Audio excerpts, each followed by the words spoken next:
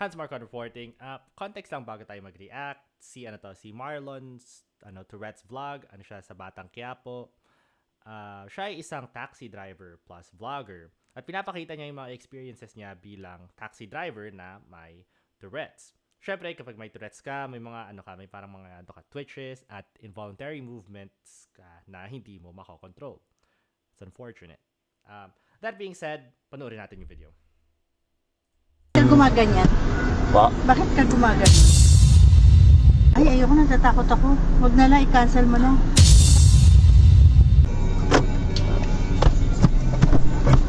Anong pangalan? Bakit ka gumaganyan? Bakit ka gumaganon? Ay, may Tourette syndrome po ako. Ma'am, may Tourette syndrome po. Ay, hindi ka ba delikado? Ay, hindi naman po, ma'am. Safe naman po kayo, ma'am. Mayat naman po. Ha? Dito na po talaga, ma'am. May mga involuntary movement po ako, pero safe naman po. Ay, ayoko, natatakot ako. Huwag na lang, i-cancel mo na. Walang kaso yan? Opo, ma'am. Ito, may placard po ako. Patalan po ako ng driver po, ma'am. May... Ay, wag na lang po. Po? Wag na lang po, sorry po. Kakancel ko na lang dito. Eh, sayang na, ma'am. Kaya lang po ihatid, ma'am. Kaya lang po ihatid, ma'am. Ha? Kaya lang po ihatid, ma'am. Matagal na po akong nagdadrive. Ano na? Kaya lang po kayo ihatid, ma'am. Gumaganong. Ganoon na po talaga, pero safe naman Hindi po tayo kayo. madidisgrasya Hindi po, ma'am. yan. Hindi po. Okay, so sasabihin ko lang dyan. Alam mo, nakakainis eh. Ako lang, parang kung ako si Marlon, hindi na ako magne-negotiate sa pasahero eh. Bahala siya sa buhay niya. Maybe that's just me. I don't know.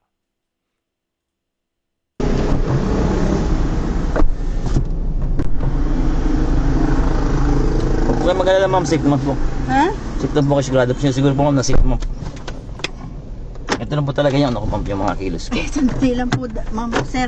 Ay. Talagang natatakot po ako. Sorry lang po. Huwag na po, huwag na po.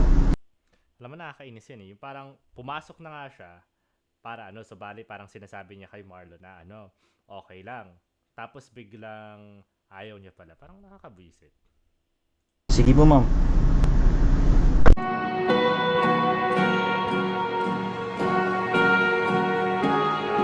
Fast forward tayo na ito, guys.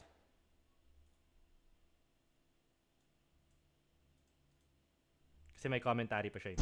Sa tuwing meron akong bagong pasahero, sa tuwing may sasakay sa akin, mas mas parang naging agresibo, mas lumalakas yung tics ko, mas lumalabas siya. Hindi ko alam dahil ba na natetense ako or na-excite ako, basta hindi ko maliwanag yung kondisyon eh. Yung nararamdaman ko kung bakit mas lalo siyang lumalakas, no? Kaya sa mga nagsasabi na sa pigilin ko, sinusubukan ko rin siyang pigilin, na wag siyang lumabas, pero hindi ganun kadali para sa mga may kagaya ko na pigilin talaga siya sa publiko, no? Kasi conforme alam mo may nakapapansin sa'yo, mas lalo siyang aatake eh, no? Ginagawa ko to kasi alam kong kaya ko, no? Kaya kong gawin yung trabaho ko. Ngayon, syempre, hindi nga lahat maintindihan tayo. Opo, alam ko po na siguro na naman nila ang iniisip nila. So, syempre ako naman, hindi ko naman ilalagay ang sarili ko sa peligro. No, kung alam ko naman hindi ko kaya. So, kasi ginagawa ko to kasi alam kong kaya ko. Yun nga lang, hindi sapat yung salitang kaya ko at safe sila. Kaya kung ano man yung po yung opinion nila, nirespeto po natin at ginagawa natin yun. Kasi hindi naman talaga lahat ng tao ay pwede natin i-please sa mga bagay na gusto natin gawin. Okay na yan. Okay, so ano ang reaction ko dito? Naiintindihan ko naman yung pasahero kahit alam kong safe naman ang driver na may Tourette's katulad ni Marlon. Nakabase na lang yun sa LTO eh. Yes, sa LTO maraming nagrereklamo, parang sobrang haba ng pila, etc. Pero mabusisi talaga sila pagdating sa mga fitness test ng isang driver. So parang chine-check nila yung eyesight mo, yung mga disability mo, etc. Chine-check nila, dapat nilang i-check. Sa akin lang kung mahilig ka mag-road rage o overspeeding, mga ganon. Uy, bakit ka tinamaan? Anyway, back on topic sa pasahero ni Marlon. May kasabihan kasi na it's not about how you are, but rather about how you are perceived. So, ibig sabihin, nakabase talaga yung ugaling ng tao sa paningin nila sa'yo. So, sa palagay ko, napansin yung mga involuntary movements ni Marlon at doon talaga kinabahan yung pasahero. Mali yung information ng pasahero. Pero hindi ko naman sinasabi na parang sobrang irrational ng kanyang kaba. Kasi mapapansin mo parang talaga parang bigla-bigla eh. Hindi ko to sinasabi bilang joke, bilang insulto. Sinasabi ko lang na parang ganun talaga yung magiging reaction ng tao.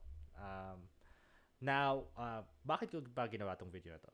Ginusto ko mag-react dito kasi dito mo talaga mapapansin yung point of view ng mga taong may mga disability pero parang gusto pa rin nilang makihalubilo sa lipunan, sa society.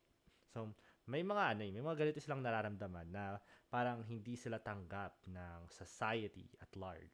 Yung tipong, bakit ako pinanganak na may ganito? Sorry. Paano ko to asikasuhin? Bakit hindi na lang ako pinanganak na walang disability? Mga ganito, ganyan. And with that being said, saludo talaga ako kay Marlon. Kasi naiintindihan niya kung anong paningin, ng pasahero sa kanya. Lalo na sa mga involuntary twitches niya. Kasi maayos yung pagiging self-aware niya. Na kahit parang nararamdaman ko in the moment, parang masakit sa ego ko kung kung if I put myself in his shoes na na parang ininsulto ako indirectly. Na-gets nyo? So parang saludo ako kay Marlon kasi parang hindi siya sobrang na-insulto at parang nagtampo sa pasahero. Mali yun eh. In his case, tama ay ang kanyang reaction. Hindi siya na-offend. Naintindihan niya naman. So, that's all good. I guess kung may babaguhin lang ako dito, baka iba yung magiging paraan ko sa pakikiusap sa pasahero. So, baka pwedeng sabihin na, ma'am, parang kinakabahan kayo, pag-isipan nyo muna, parang hindi kayo sigurado eh. Kasi yung pasahero, parang nabigla siya at hindi niya na-process kung kaya ba talaga ni Marlon mag-drive. Sa palagay ni Marlon. Ayun. So anyway, moral of the story, gusto lang naman ni Marlon na maging parang normalized ang Tourette's. Kaya sa palagay ko, kaya niya to ginagawa, yung mga vlogs na to.